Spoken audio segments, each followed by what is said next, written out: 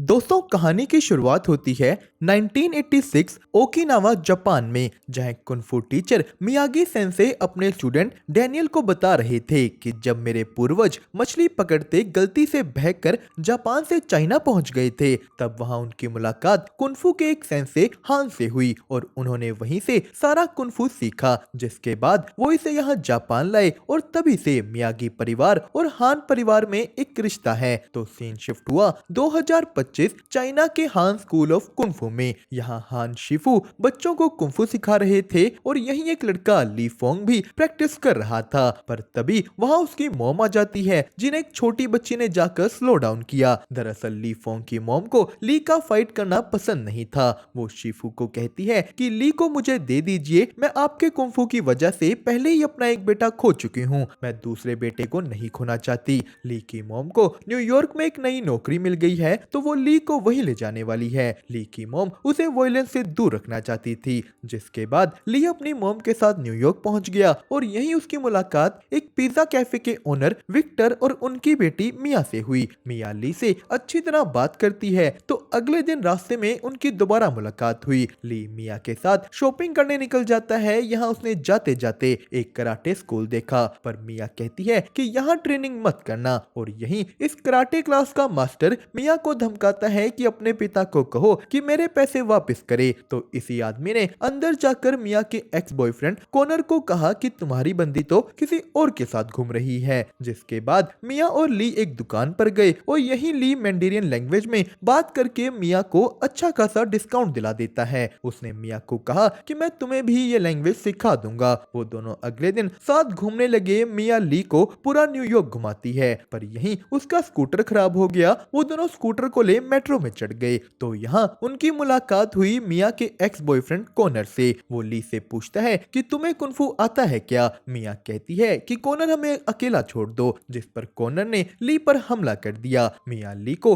अपने कैफे ले गई, जहाँ मिया के डैड विक्टर ली की चोट छुपाते हैं ताकि ली की मॉम को ये ना दिखे। तो यही हमें पता लगा कि विक्टर भी एक फाइटर हैं। वो अपने टाइम पर शहर के सबसे अच्छे बॉक्सर थे, पर अगली सुबह ही ली की मॉम को उसकी चोट के बारे पता चल गया। वो उसे फिर से उनके नो वायलेंस वाले रूल के बारे समझाती है। उन्होंने ली को एक होशियार लड़के एलन से मिलवाया ताकि वो सिर्फ अपनी पढ़ाई पर ध्यान दे। पर ली रात को बैठ अपने भाई को याद करने लगता है कि वो दोनों कैसे साथ में कुंफू प्रैक्टिस किया करते थे। ली का भाई उसे ड्रैगन किक नाम का एक मूव भी सिखा रहा था। जिसके बाद सीन शिफ्ट हुआ अगले दिन पर। वो लड़का कॉनर ली को फिर से छेड़ने लगता है। उन दोनों के बीच फाइट शुरू हो गई। ली को लगा कि वो कॉनर को हरा देगा, पर कॉनर ली से ज्यादा ताकतवर था। ली यहाँ अपने भाई की सिखाई ड्रैगन किक भी मारता है, पर वो भी किसी काम की नहीं। ली की सबके सामने बेइज्जती हो गई। कॉनर ली को एक टूर्नामेंट के लिए चैलेंज करता है। अब ये टूर्नामेंट इस शहर का सबसे बड़ा कराटे टूर्नामेंट था, पर ली ने इसे इग्नोर किया। जिसके बाद शाम को मिया का खराब स्कूटर देखते हुए उसे यहाँ कुछ लोग आते दिखते हैं जो विक्टर को पीटने आए थे। ली इन लोगों से लड़ता है। उसने अकेले ही कुंफू के जरिए 3 लोगों का सामना कर उन्हें भगा दिया। अब विक्टर जो ये सब देख रहा था, वो कहता है कि क्या तुम मुझे भी ये सिखा सकते हो। दरअसल विक्टर ने जिन लोगों से पैसे लिए थे वो अच्छे लोग नहीं हैं और अब कुंफू सीखकर विक्टर बॉक्सिंग रिंग में फाइट करना चाहता है, जिस चीज को उसने मिया के पैदा होते ही छोड़ दिया था। पर अब विक्टर दोबारा फाइट करके थोड़े एक्स्ट्रा पैसे कमाना चाहता है ताकि अपना उधार चुका सके। पर ली मना कर देता है कि नहीं, मुझे खुद को वायलेंस से दूर रखना है। मेरे साथ भी कुछ ऐसी चीज हुई थी जिसने मेरी जिंदगी को बदल दिया था। तो ली विक्टर को कुंफू सिखाने की बात शिफू से पूछता है। शिफू ने कहा कि देखो, अगर कुंफू उस आदमी की जिंदगी में कुछ अच्छा कर सकता है तो उसे सिखा दो। जिस पर ली ने विक्टर को कुंफू सिखाना शुरू किया। जहां विक्टर पहले तो ली से फाइट करने से हिचकिचा रहा था, पर फाइट करते हुए उसे पता चला कि ली तो उससे बहुत अच्छा है। और यहीं ये बात मिया को पता चल जाती है। वो उन दोनों पर गुस्सा हो गई, पर विक्टर ने अपनी बेटी को मनाया कि मैं ये कर सकता हूँ। जिसके बाद ली ने विक्टर की पिज्जा शॉप में ही उसे कुंफू सिखाना शुरू कर कर दिया। वो लोग पिज्जा बनाते बनाते ट्रेन में ट्रेवल करते करते पिज्जा शॉप की चीजों के साथ ही प्रैक्टिस कर रहे थे। ली ने इसी के साथ साथ उनके कैफे में भी काम करना शुरू कर दिया और मिया ने मैंड्रिन सीख ली, पर उन्हें साथ में जेकब भी देख रहा था। जिसके बाद सीन शिफ्ट होता है ली के घर। यहाँ उसकी मॉम अपने बेटे की फोटो के पास सो रही थी और ली को भी अपने भाई की याद आने लगी। विक्टर उससे आके पूछता है कि क्या हुआ, तुम इतनी रात को यहाँ क्या कर रहे हो, और यही हमारे सामने आता है कि जब 1 साल पहले ली और उसका भाई एक टूर्नामेंट जीतकर घर वापस आ रहे थे, तभी रास्ते में फाइट हारने वाले आदमी ने उन पर हमला कर दिया। ये लोग ली और उसके भाई पर हावी होकर ली के भाई पर चाकू से हमला कर देते हैं और ली कुछ भी नहीं कर पाया। उसका भाई यहाँ उसके सामने ही मर जाता है। तो इस चीज पर विक्टर बोला कि देखो ली, तुम्हें इस सदमे से खुद ही बाहर निकलना होगा वरना ये तुम्हें बर्बाद कर देगा।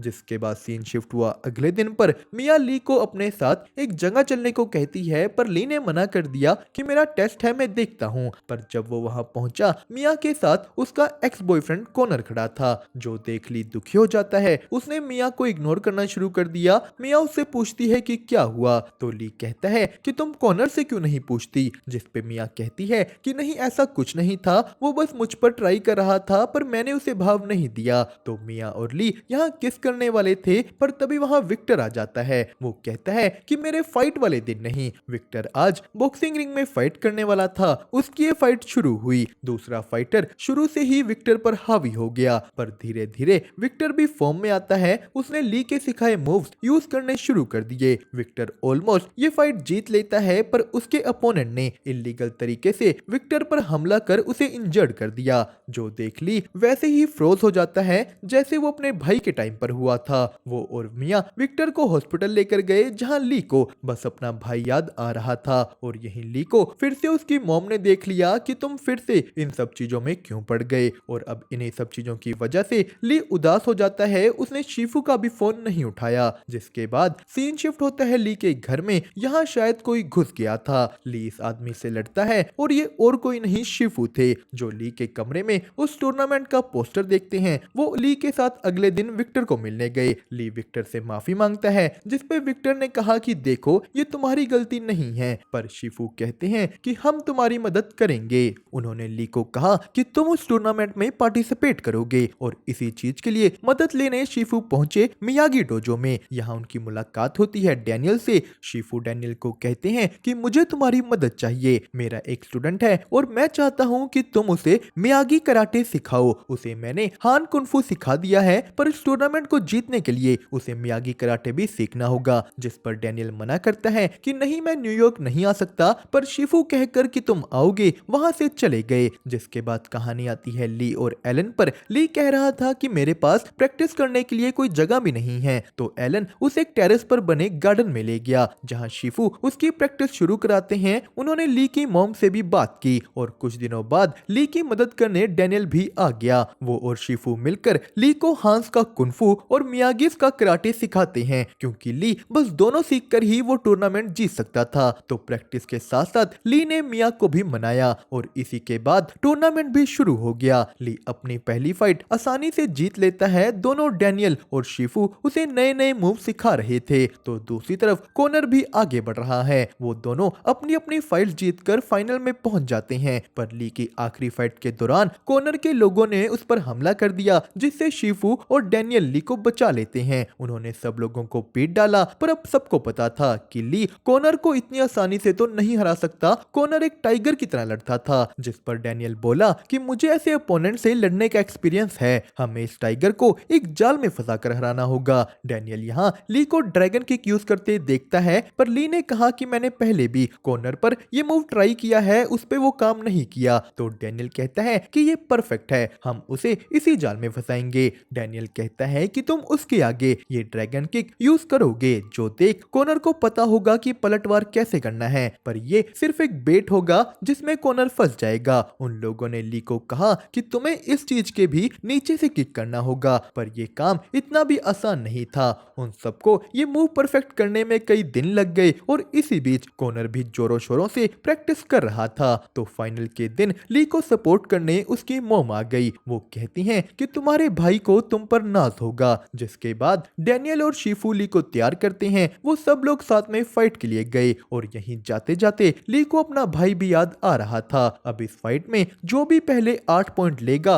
वो जीत जाएगा। तो फाइट शुरू हुई कॉनर की प्योर डोमिनेंस के साथ। वो एक के बाद एक ली के खिलाफ 4 पॉइंट्स ले लेता है और ली अभी 0 पॉइंट्स पर था। ली किसी तरह अपना सारा जोर लगा 1 पॉइंट लेता है। उसने भी कमबैक करना शुरू किया। पॉइंट्स बराबर हो गए, यहाँ तक कि ली लीड भी ले लेता है। पर तभी कॉनर के एक वार ने ली को जमीन पर गिरा दिया। रेफरी अपना काउंटडाउन शुरू कर देता है तो ली को विक्टर, अपना भाई, ये सब याद आ रहे थे। ली टाइम पूरा होने से जस्ट पहले उठता है। तो अब ये फाइट एक ऐसे मोड पर थी कि जो भी पहले 1 पॉइंट लेगा वो जीत जाएगा। और यही टाइम आता है उन लोगों के डिसाइड किए गए टाइगर ट्रैप का। ली कॉनर के आगे ड्रैगन किक दिखाता है जिसको कॉनर ने पहचान कर पलटवार किया और यहीं वो ली के जाल में फंस जाता है। ली ने ये फाइट जीत ली जिससे गुस्सा हो कॉनर उस पर हमला करता है, पर ली ने ये भी रोक दिया। ली खुद कॉनर को मारने वाला था पर वो शिफू के कहने पर रुक जाता है। उसने कॉनर को वापस ऊपर उठाया और इसी के साथ हमारी ये कहानी हुई यहीं पर खत्म। पर कहानी के एंड में यह एक स्पेशल कैमियो था